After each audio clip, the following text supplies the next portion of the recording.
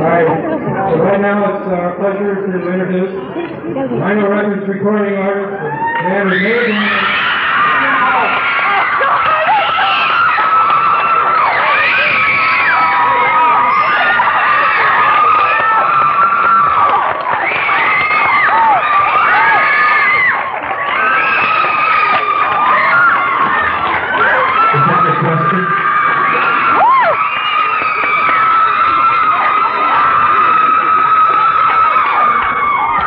Honest to God, folks, those of you who've taken enough, I've got to stop. Because I really can't handle it.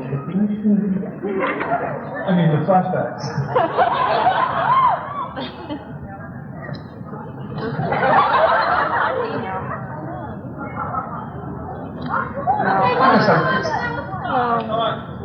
Folks, I beg your pardon. I really need you not to see me like that. I've only taken 6 in the last 32 seconds. Come on. Give the guy a break. You can do it without splash, it's fine. It's really just a flash in my eyes. I'm sorry. I mean, I can't see you with all the dots on it. I'm real glad to be here. Thank you all for coming.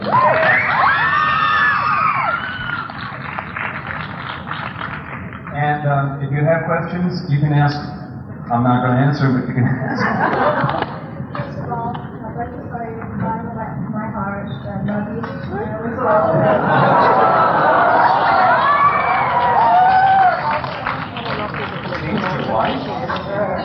Let me ask you a question.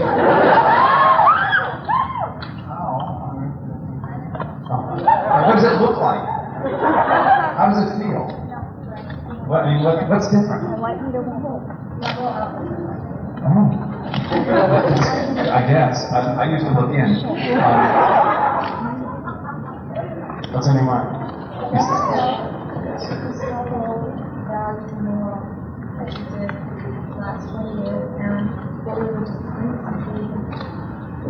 Everybody else said that.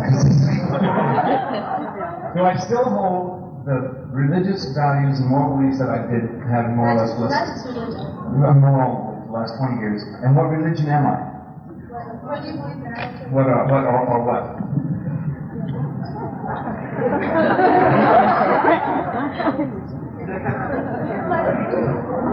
Well, it started long ago.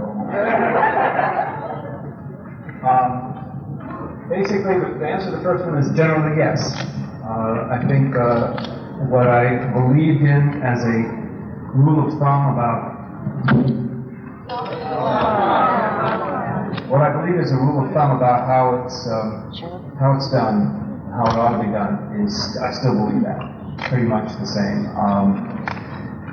What that is, I can't tell you, except, in 2 or 3 words, but I guess you guys have hints, right? Those of you who care. I still read the Tao Te Ching on a pretty regular day, peace and love. On the other hand, I've also come to realize that a life of peace and love is not a life without struggle. That's fairly new for me. I believe in the dictum, dare to struggle, dare to win.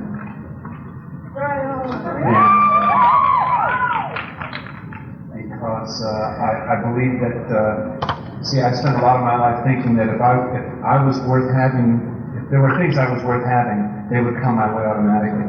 And I don't believe that anymore. I now believe that if there are things that I deserve having, I deserve to struggle for them.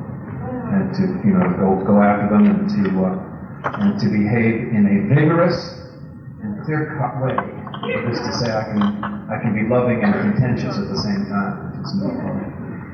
And I don't have a religious beliefs per se, because I generally think of the word religious as meaning like churches and so on. And I believe in a lot of things that I've heard from a lot of churches, and don't believe in a lot of things that I've heard from a lot of churches. And I have come to be a very faithful believer in that which is sometimes referred to as God. And I've also come to believe that nobody has a lock on it in terms of telling anybody else what they should or should not believe.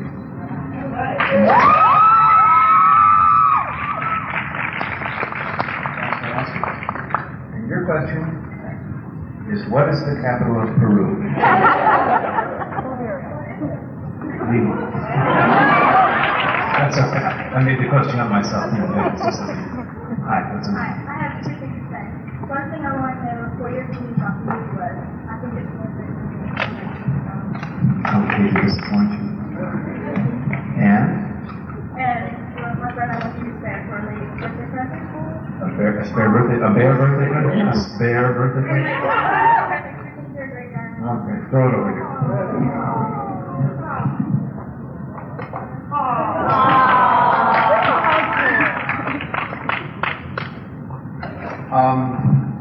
I like the movie a lot, generally speaking. I imagine that I would have a hard time with this audience feeling any other way about it. I mean, I know you didn't come here because you hate the movie. Do I understand it? Somebody wants to know. Wants to understand. Yes, I understand the movie. The movie is not abstract. That is to say, it isn't like about a lot of things that have no real relationship to anything. It's all real stuff. It's surreal, but it's not abstract. Art history lecture number 101. By which I mean that everything has got, some of the things in there are just about references. That thing about Davy with the fists and at this I could have been champ. That's just a reference to an old classic movie called Golden Boy. And there are a couple of other, like what we call quotes about the movie. Just basically, it's just a joke. It refers to this other movie. It refers to this other movie. It's not really supposed to be much of anything. Except there's the part about, and then the fight, you know, I mean, the stay down, that's all part of that same reference. But then comes the bit about the dummy.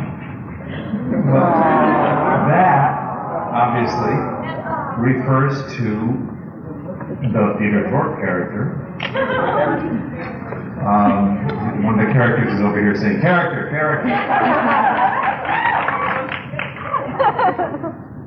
Who cares? You're just as guilty as if it were. And so on. I mean, the movie is generally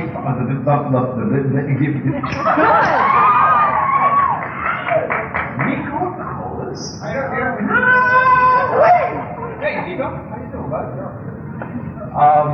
Let me just shake the flag.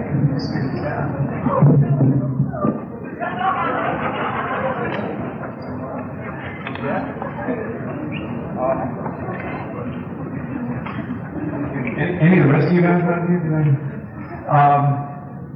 Expect to see Chadwick come waltzing. The black box is about how we felt we were being locked into this mold and form that we didn't really deserve to be in. And it's how you get out of the box. You know, and Davy Jones, I'll show you how to get out of the box. Boom! And in a scene that was cut out of the picture, Mike Nesmith taps on, puts his arm around the guard and says, hey, let's just do what we want up here and make a deal. And that's how he gets out of the box. And Nicky gets out of the box by dithering about some cosmic nonsense or other. And I get out of the box by saying, don't you understand? It doesn't matter what you do. And in a sense, that's how I did it. You know, it doesn't matter. It doesn't matter that we're being oppressed. But this is part of the change. Somebody was asking me earlier. The change, I used to think it didn't matter if I was cool in my heart. But it does matter, folks. These things do matter, you know, and we're not put here to put up with oppressive situations. We have a right to struggle for our freedom and our clarity. That's what I was talking about earlier. That's about it.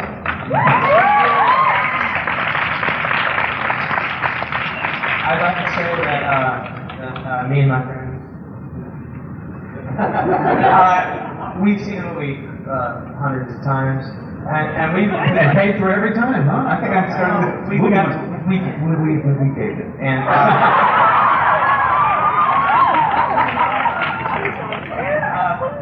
we wanted to know is well, I want to know because I have other questions. The guy who chokes himself for excitement, you know that guy. Tim Perry. Okay, now that's Lord High-and-Low? Okay, is that... Yeah, right. Okay, who is he and where'd you get him and... I don't know what the story is with him. Okay, what's he doing now?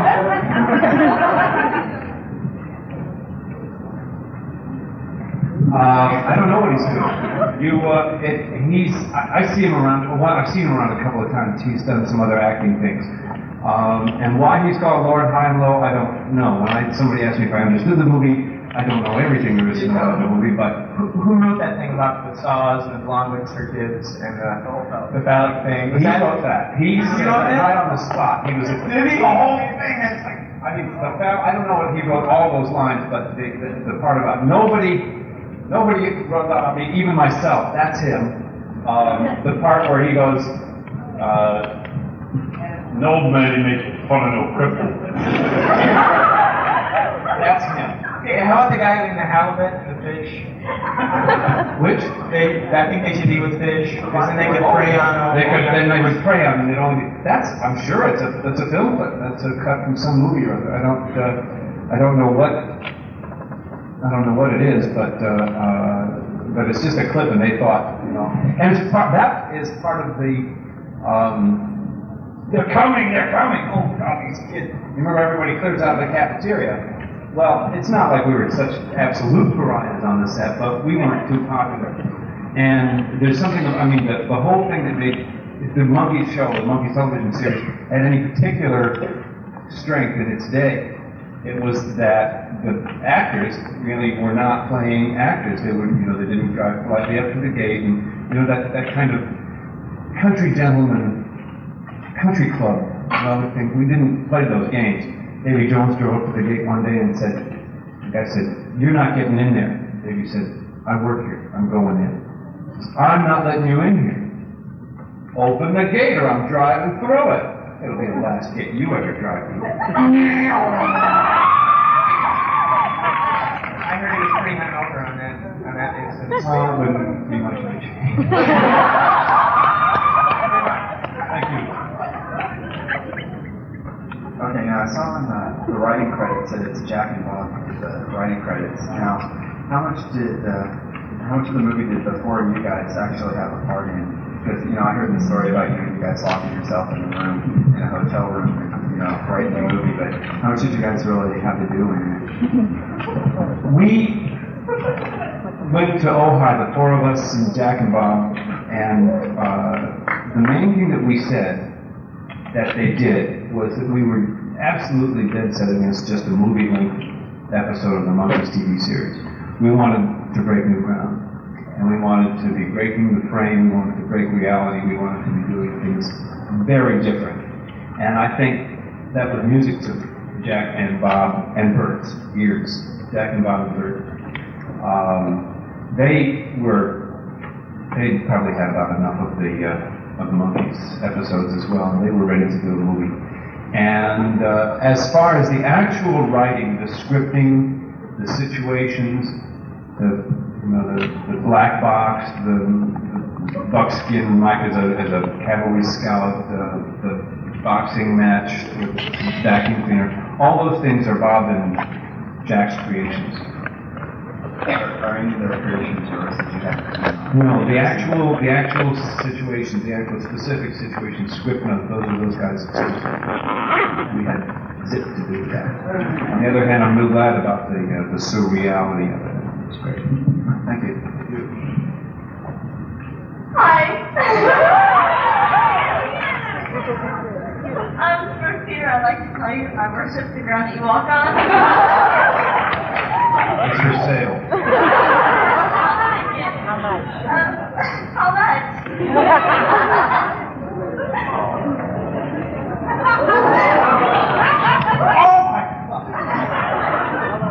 Don't do that. Okay, I was wondering if you would... Come on. Give him a break.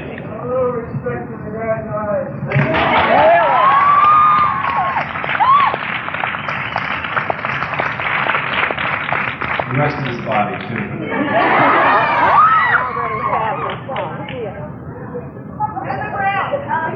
Okay, my question is, I was wondering if you would be so kind as to and preferably the player speaking from Hamlet.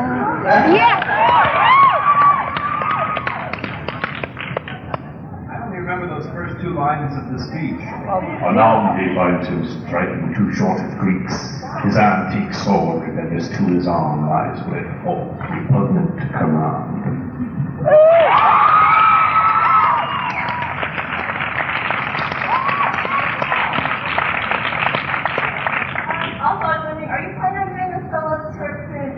bar, please play at a club where you can be under 18 to get in. I'll do my best. Thanks for asking. I'm a fellow baseman as well.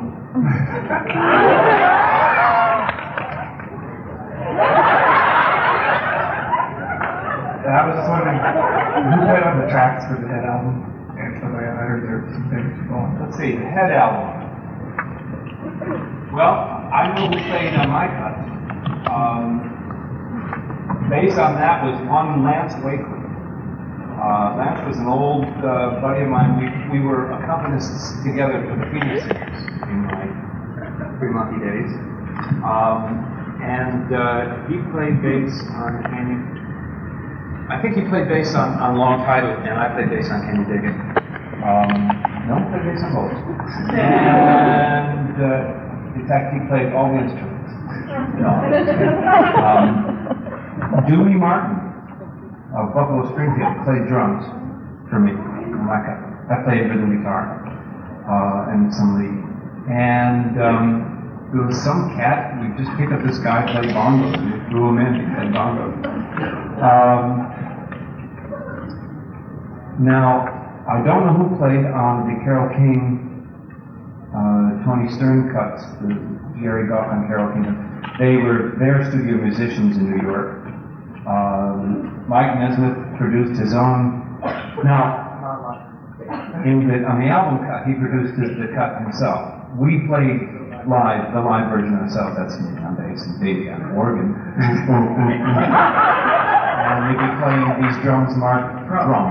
Those were, generic drums. Nicky, that's all right, Nicky was a generic drummer. So have I left out any other, what other cuts were there besides Mike's, mine, Goff and King? Daddy's song. I don't know who the session men were. Harry Nilsson's tune, I don't know who produced that. But that's the best I could do. Great. Pleasure. Thanks for asking. As we go along, that's a Carole King. Hi, Peter. I just have no point. Capital Crew. Timbuktu. Okay. I'm going to break from the traditional questions. If you had one day that you could do anything you wanted to and no one would remember it afterwards, what would you do? I would have to remember that. Yeah, right. Nothing different. Keep it cheap, says the voice in the front row. Nothing different. I would not do anything different. Thanks for asking. So you're happy with your life the way it is? Pretty much, yeah. I mean, it's a day at a time. I'm just, every day I have to meet that day, and it's just nothing about my life that I would want to suspend that for. I mean, why would I want to put off living for a day while I did something else? You know what I mean? I don't have anything that I want to do that I can do without practice. And that means I have to be at it every day. Thanks. I hate dull answers like this. My socks don't match. What do you know about that? They never do. Hello. Hi. My name's Debbie, and this is the first time I've been to Sockhead. I really enjoyed it. Do you understand it? Sort of, because I read some books about some of the concepts behind it, so it's a little easier to understand. My question, I got two parts to the question. Number one, what was your favorite monkey episode? I always enjoyed by and large, the fairy tale episode. Because it was so out of whack. I mean, it was just, no sets, the cardboard sets. I just love the cardboard sets. And I love the wingtip shoes. They hurt my feet, but they were great television. Other than that, I think I enjoyed the photo skit next best, and I enjoyed directing the show. And the result of that is that I can't tell how good the show I directed is. I just lose all objectivity. And the second question is, are three of you going on tour again soon? We are almost certainly going to be out again sometime. Probably not this year, or Or if we are this year, it will only be like, I think we're talking about doing Atlantic City, Vegas, Reno. No, see, just the casino ones. Because those are easy to set up. You sit there for a week and you do them for a week. And that makes it a lot easier. And it's real comfortable. It's easy. You just go and do them. And I'm sorry about those of you who wouldn't be able to come and see those things, but that's not only that, but because also the shows are vulgar.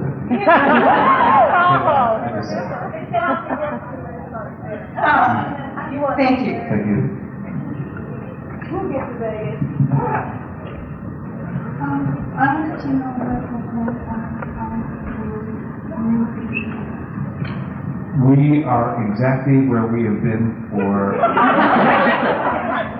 years. No, for about a year. I am still just about certain that there will be a movie.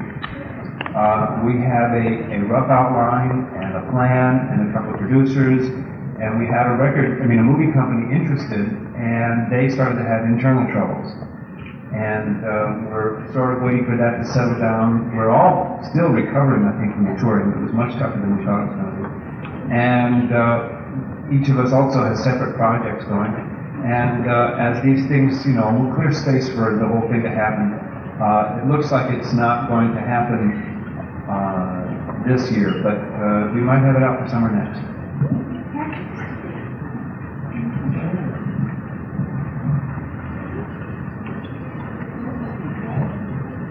Very much.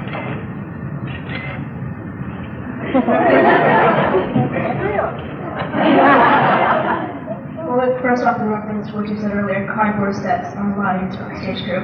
Yeah, the stage crew actually adored that. The carpenters loved it. The painters weren't crazy about it. They had to paint detail, but... Okay.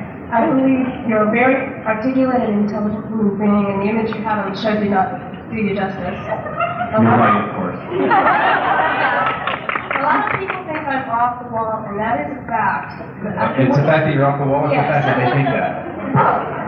I believe first came the Monkees and then came Led Zeppelin, and it's our job to do homage in the right order. And also, you're a very... I believe it. You're a very talented musician, and I was wondering...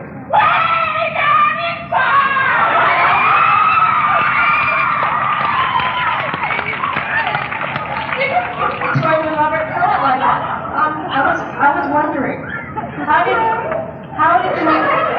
the musicians you had on the past 2 tours, how did they audition to get those spots on your tour? Because I know my teacher, well, she was my teacher, she's now touring as Michael Jackson's lead guitarist. I know they came to her. But I was wondering, how did you get the musicians for your tours? What did they do to audition? They were on earlier tours that our promoter had. By and large, they were on earlier tours our promoter had put together. And he had gotten them because they were working at the time for Rob Grill, when he was the Grassroots. And they were the Grassroots, as it were. And these guys were like school pros. They were really smooth. I mean, I don't think Dusty Handy and the 2 years solid on stage. Made a number of mistakes off stage, but they weren't musical mistakes. And the same with the other guys. But that's of course not true for everybody. Let's see, Mark Clark. How did we come up with Mark Clark? Did you have auditions for that, like Kevin Collins? No, we didn't. Nothing like that. We did. It was just word of mouth. Do you have any plans for any future musical endeavors on your own? Yeah, I do. Nothing too specific, but I do hope and expect to mount a solo performance, get a pop band together, like a blues pop band, and go rocking. Would you be touring, or? Oh yeah. Thank you. Hi there. Nervous! Yes. Maybe by the way that you had your hair twisted so tight around your finger that you sorry, I exaggerated, of course, grotesquely for the sake of humor. I see was a failure.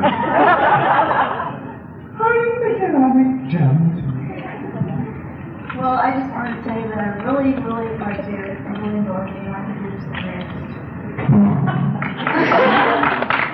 Great. And I was wondering, exactly when is sashimi? Sashimi. Sashimi, I'm sorry. Sashimi. Oh, because it's my favorite food. Sashimi is raw fish.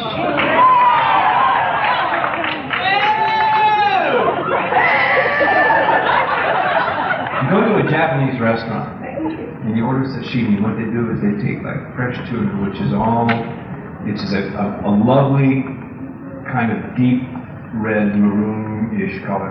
And they cut it into thin slices and blocks like that. You pick it up with your chopsticks and you dunk it in a sauce of soy sauce with a little like Japanese horseradish stirred in. Yeah. Very good. Wasabi. And you eat that and it goes down your throat like ice cream. It is the most luscious, tasty. Wait till you try it. Wait till you try it. It is, well, and? Shotgun ensemble. Hi, what up? I want to say that I like your outfit. Oh.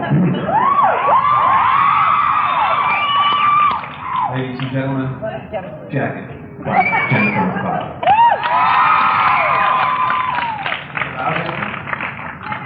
Jennifer McCall over there, the ravishing creature in darkness. Ravishable creature. Reminds me I have plans. And I want to say that I have a best friend who's sitting over there, but she's shy and she doesn't want to go. Raise your hand, Shy first. Hi, Shy.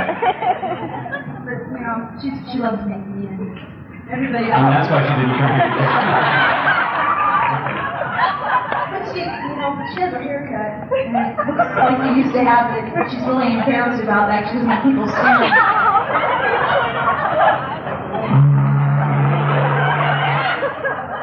That's anything, and I wanted to give you this picture that I drew. Great.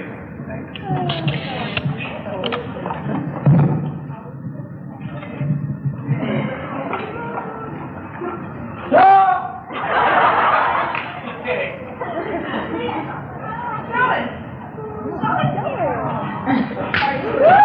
Hi, I have a question and I have something to do too. Okay. I heard that you're doing a solo album right now. Is that not true? No.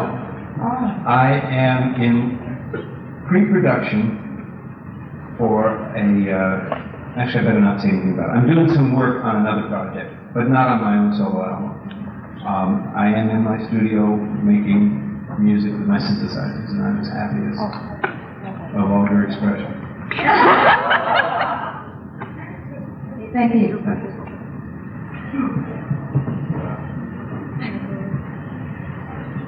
I like the confidential stamp. That's great. Ah, okay, great. Hi, Peter. It says, read this in the privacy. Hi, Peter. I'm Randy. Hi, Randy. How you Something to give you. Fine, how you doing? It's something to give you, and it is not a cane. Okay? It was Randy who gave me a cane when we were in Tahoe. And, oh great, saves postage because this is the Monkeys Press Club News. Great. And a modern Monkeys t-shirt.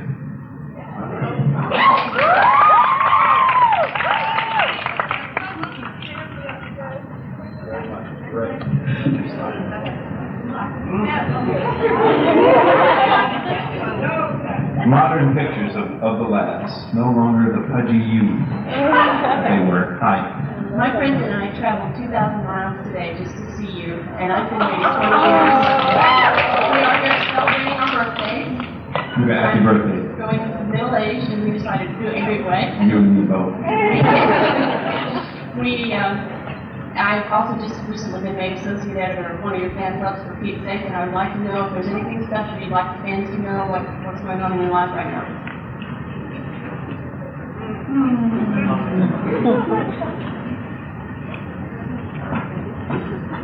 I don't know, have we squashed the rumor about Jennifer meeting separated yet? That's squashed? Yeah, I don't have a new homecoming yet. It's nice. It's comfortable and it's quiet and it's a little garden and a little view of the city, and San Francisco is treating me real well, and I'll be back in circulation someday. And I would like to say that I've been waiting 20 years to say from the bottom of my heart, thank you very much for the laughter, for the joy you brought into my life.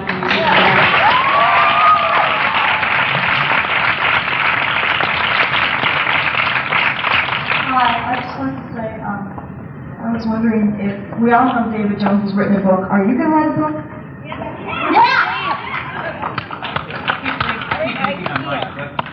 I don't work too good, you know. And thanks for asking. We'll see, maybe with it. Peter, Hi. first of all, Maria and Jennifer were the two for you. Oh, good. I have a question I'd like to ask you.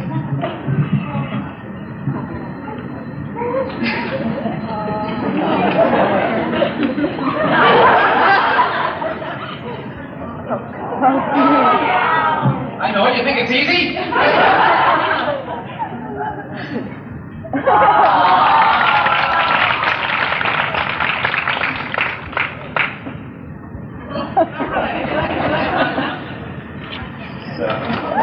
The young Peter Tork in his cups.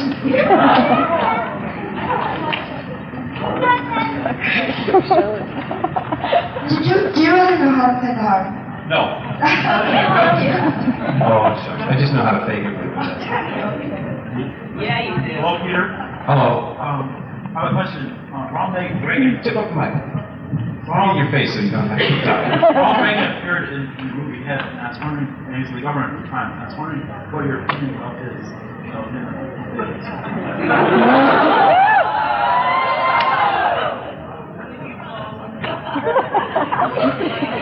One of the nicest things I know how to say about Ronald Reagan is what my father said. You know, in this country, unlike most countries, the head of state and the head of government are not different. In England, they have the Queen, they have the Prime Minister. The Prime Minister is head of government. The Queen is head of state. And they have that same kind of system in France. There's a president, head of the... That kind of thing, he's great.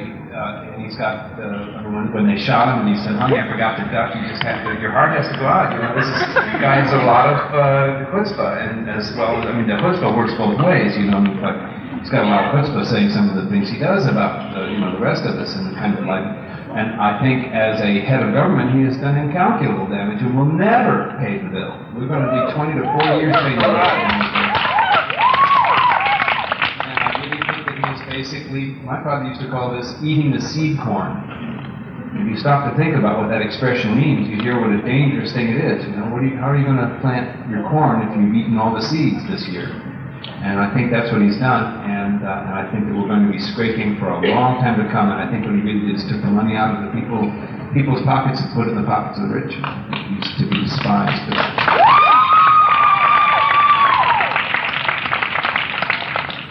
Thanks for asking. Hi, I got a couple for you.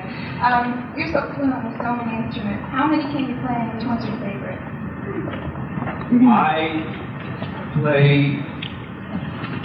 I think for rhythm music, guitar is my favorite. I like to play bass, and I'm not too bad at that. For rhythm and melody and like doing a number of things at once, piano is the thing I do best. Banjo is the best I'm at relative to everybody else who plays. But since not too many people play, it's not too hard to beat.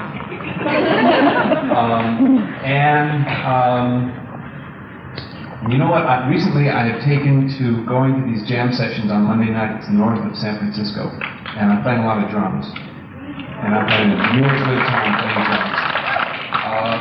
But I'm not too good. They let me play anyway. They give me a couple tunes and they let me play and then they run me out of town. And I can also take a few choruses on blues harp, but only about 2. After that, I've used up everything I know how to do. And I can get noises out of another bunch of other instruments, but I don't really play them. So, but if I'm all by myself, and I have only one instrument to take with me, I think piano is probably the instrument I would take. Keyboards in general, yeah. Yeah, the other one was, do you have an embarrassing moment that you can share with us? I have moments I can share. I have embarrassing moments, but I don't have any embarrassing moments I can share. I don't think. Let's see.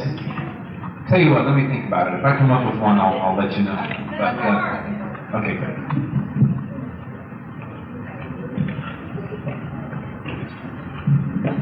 Hi. Hi, Peter. I don't have anything for you, sorry. Get out! I do have a couple of questions, though. My first one is regarding Dusty and Mark and all the other guys that did play with you the last couple of years on the tour. I wanted to know why they were not included on the full album. Well, we didn't produce the Fool It album. And the guy who did produce the Fool It album produced it here, and he had like a different guitar player for every tune. The guy's name is Roger Bashiri. I think he did a real good job, and he has an excellent track record as a producer. But the way he likes to work, and also given the fact that we were involved in putting together the tour for next year at the same time, it came out best that the way he liked to work was he liked to hire the musicians he wanted for each individual part. He had like 2 or 3 different guitar players, 2 or 3 different keyboard players, 2 or 3 different drummers, and each one doing what he did best. One acoustic guitar player, one kind of mellow electric, one blazing electric. You know, each one was a different kind of a skill, and he just put it together himself.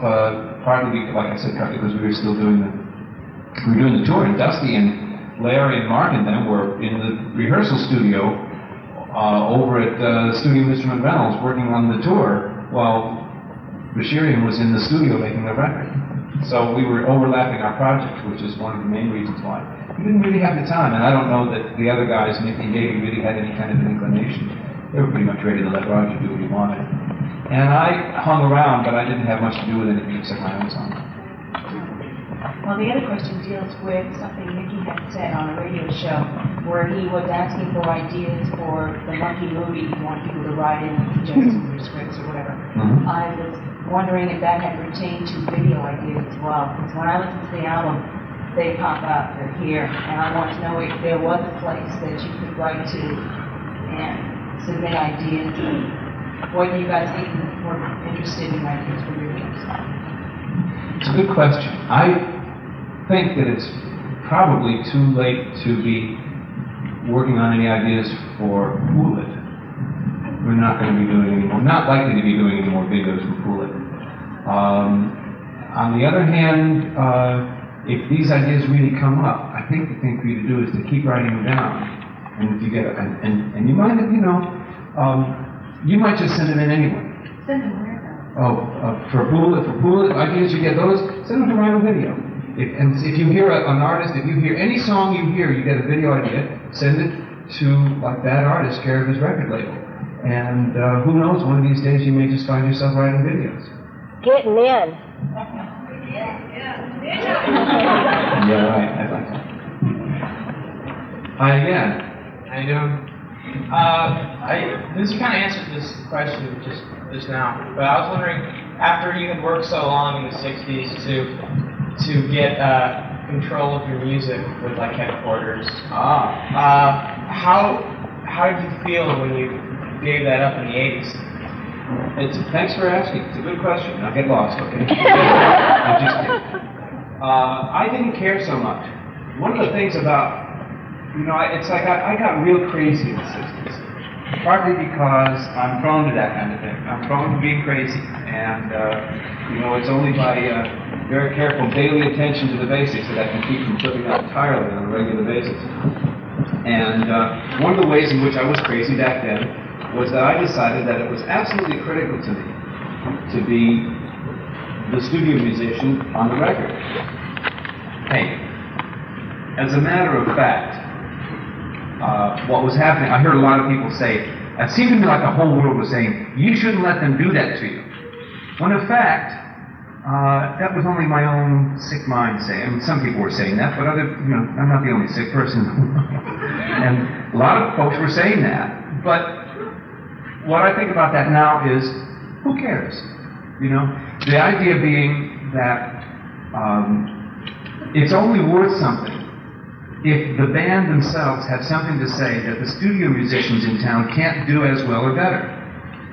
Now, when you take something like an early Beatles record, there were a lot of guys who could play drums better than Ringo, bass better than Paul, although I don't know about that too much, but rhythm guitar better than John, lead better than George.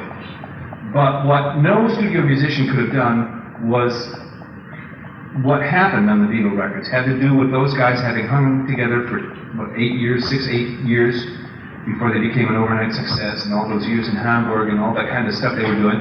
Also, have to remember that as they were kind of clumsy at what they were doing, but they were breaking ground.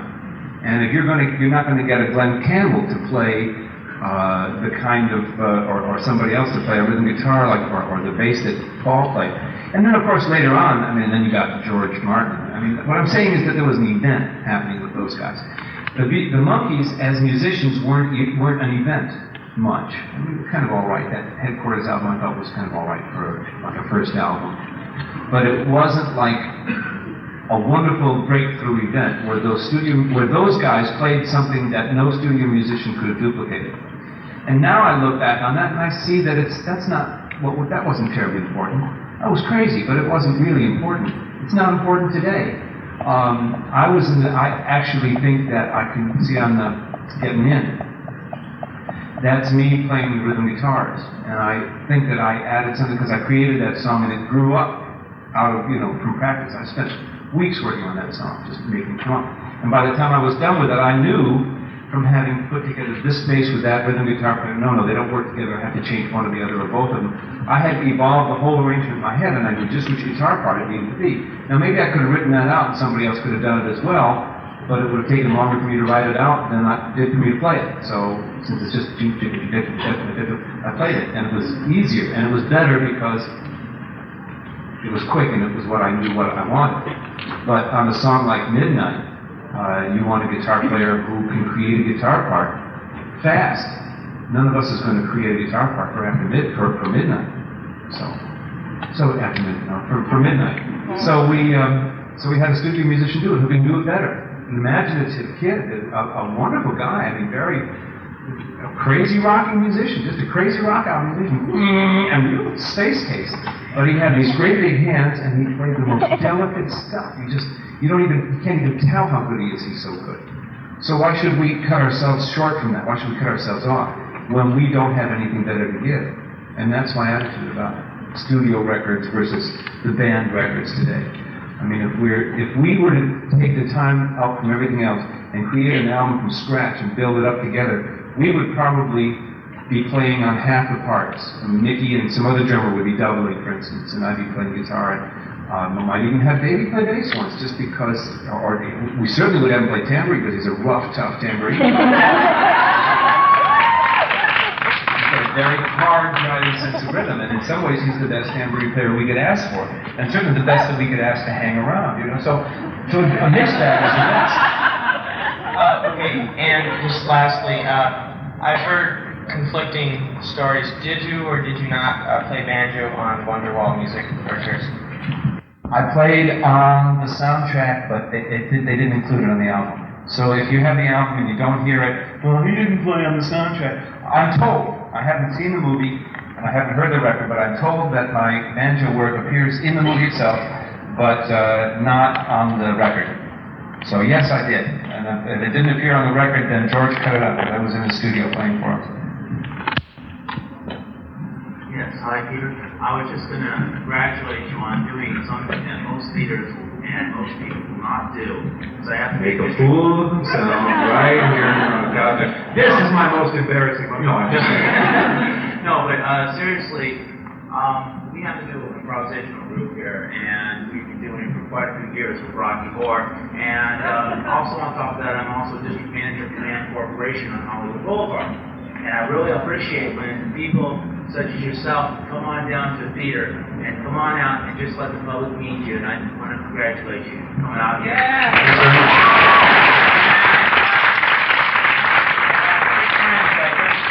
Fly down from New York, but guess what? Weather? No. Money? No. They're having a baby. And they said if I get your autograph, they're going to name the kid after you. I don't. Listen, folks. I'm sorry. I'm just so scared to death. Once I get started, everybody else is going to know. Why not me? And I'm going to be real guilty. Go ahead. Well, am I going to get a sign from us from each and every one of you? Yes. Not likely, folks, right? Come on, do it for him. All right. You promised. We don't know. Could be a silly name for a girl.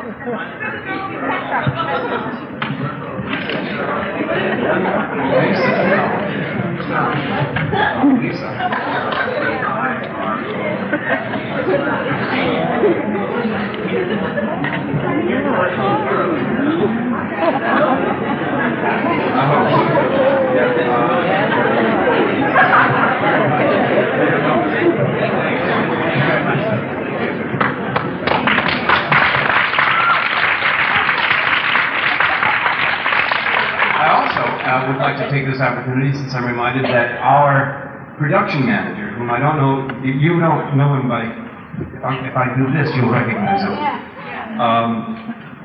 Big Batlin Jack Yoder and his wonderful wife, Batlin Pam Yoder, had a baby girl not just about 3-4 days ago, generally, actually about a week and a half.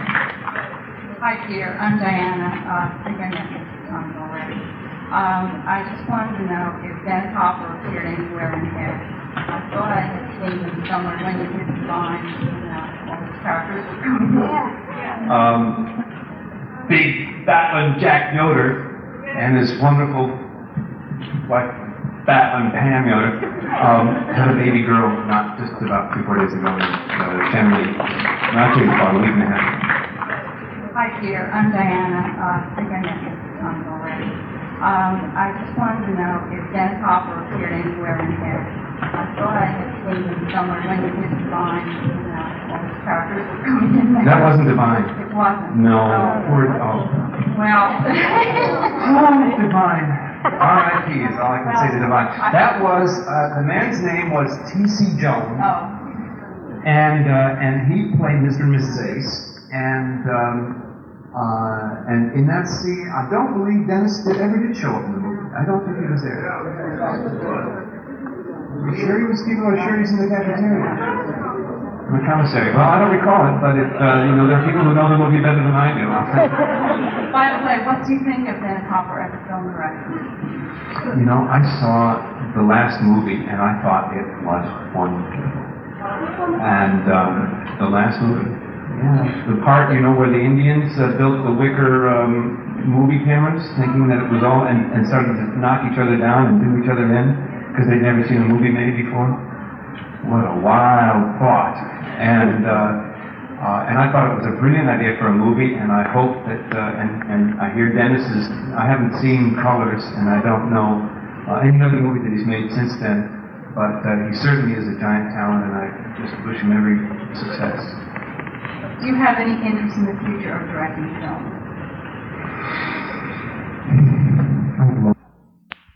Do you have any interest in the future of directing film?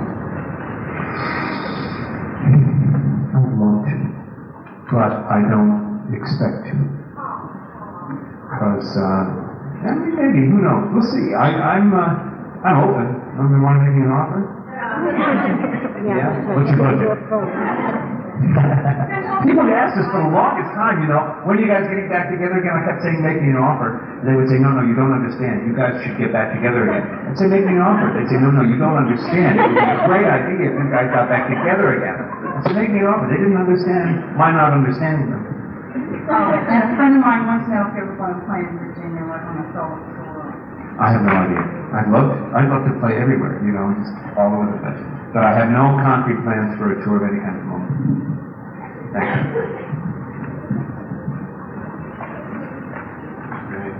Hey, Diana. Hi. Peter, my name is Bonnie. Hi, I'm Bonnie. from Phoenix with my sister, Veronica. She asked me to give you the stuff and her friends. We came all the way from Phoenix just to see you, and she wanted to know how your kids are doing. The kids are doing fine. I even put a little, one of those dino tape signs on the bathroom mirror saying, objects in the mirror are closer than they appear.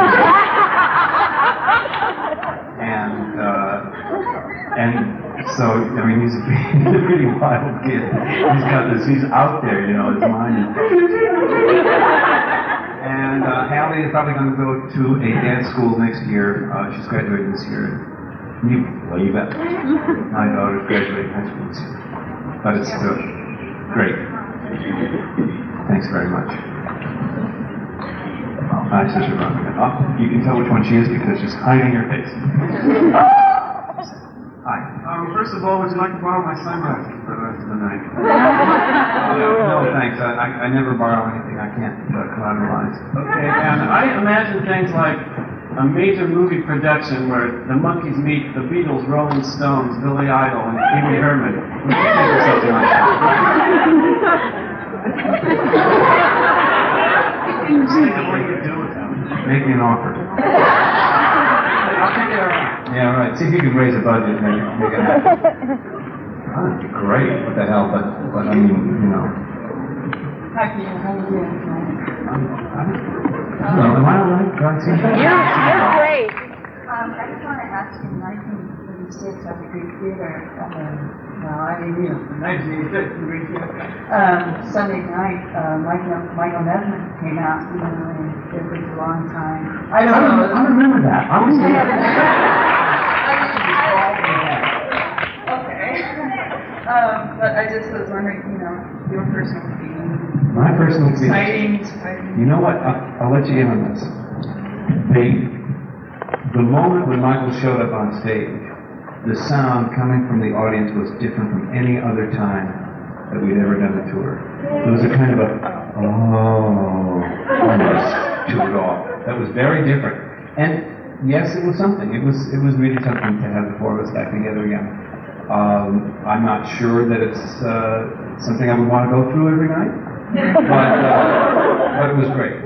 I also want to ask you something. Can I take your hand? I'll shake it.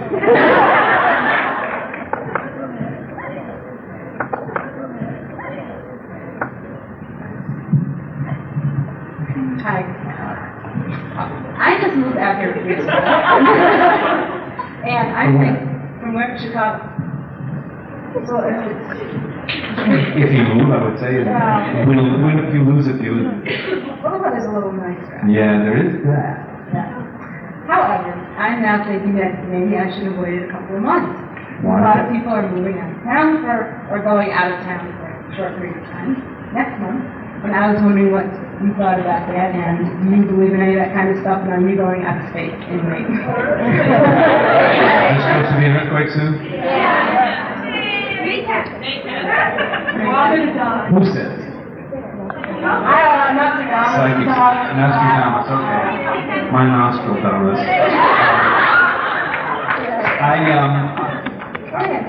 I think Nostradamus is probably right, only he didn't count in daylight saving time. I think he didn't know there was going to be such a thing as daylight saving time.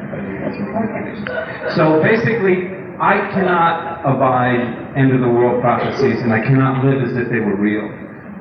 Basically, for me, because if it's real, and my life ends right here, I don't want to live it worrying about whether I'm going to, you could run out of state and get hit by a tree, falling tree. There was this wonderful cartoon in Mad back when Mad was, I thought it was a good magazine. And then, watch for falling rocks. These guys are driving through a falling rock zone and they look at, oh God. They're like, and they drive out end of falling rock zone and they start to relax and scrape a tree lands right in the car. And that's the way I feel. You can be spending your life in terror over what might happen and running away from your fate, but then your fate is to be always on the run. You can't run from that fate, folks. This is for somebody, he had ideas for moving, he said to Rhino also. Videos, they said. Okay, not the movie, but something. Well, if you want to go in and change the movie, go back and re-edit it? not If you got a movie, if okay. this scene happened before that scene? Have you given this matter serious thought? That's what I'm...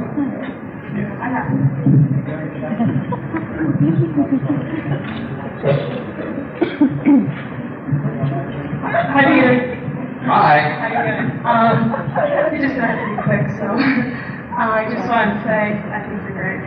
And That was quick. yeah, that's good. Thanks. And I got these. Great. I'll take it. And can I have a hug? I'm sorry. A lot of people asked, and I was so serious. I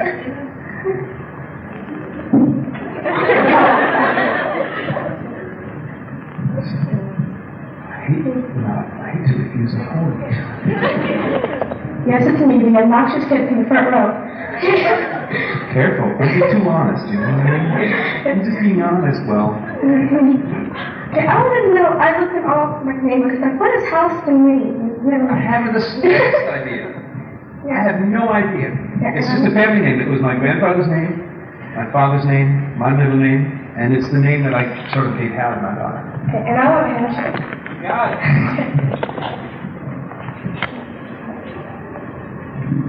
Hi, Peter. I'm Debbie McKinney, and I came with the girls, the two other girls sitting over there. We came from Indianapolis. And you talked about...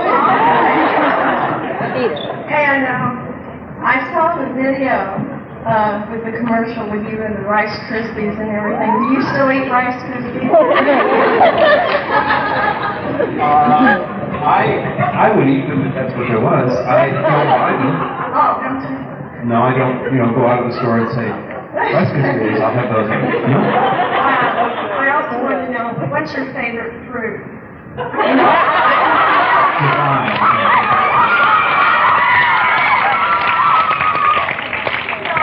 Julie, you get me started, I just can't stop. Like strawberry, cherry. Although.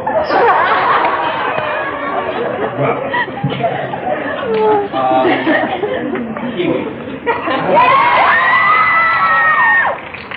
You wouldn't eat that with Cool Whip, I don't eat Cool Whip either. I won't put non-dairy creamer in my coffee for the same reason. Hi, Peter. Hi. I'm in a New Breed magazine. And we interviewed Davey last month, and we asked him if he had any particular preference towards groups or anything, and he had no sort of specific answer. I want to know if you had any favorite groups or something. Or something with printing. Come on. How about 8 bleeps in a row? You're going to bleep, bleep, bleep, bleep. I haven't thought about any groups that I've heard that I like a lot lately. I hear a few cuts now and again. I have one button on my car radio saved for the kids. They say, okay, boom, they get in there and they push that button and that's their station. Basically, I don't listen. When they're with me, I listen to modern rock and I hear some things, don't, let's start. This is the worst part. I don't know who did that, but that's a great cut.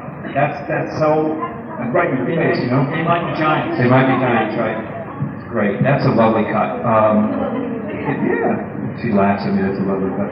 You're old-fashioned. Great disc got me feeling cool. Red tune. So I like tunes, but I haven't heard enough from groups to know that a particular group is doing really, really well. Just like David. Sorry, where to go. Thanks a lot.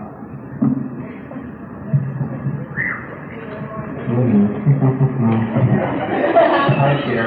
I'm David Tippin, and I manage the theater, and it's my... Unsteady. All right. No, it's my very painful duty to announce that we really got to do the movie. Before I do that... Exactly. Thank you. Thank you so much. Thank you all.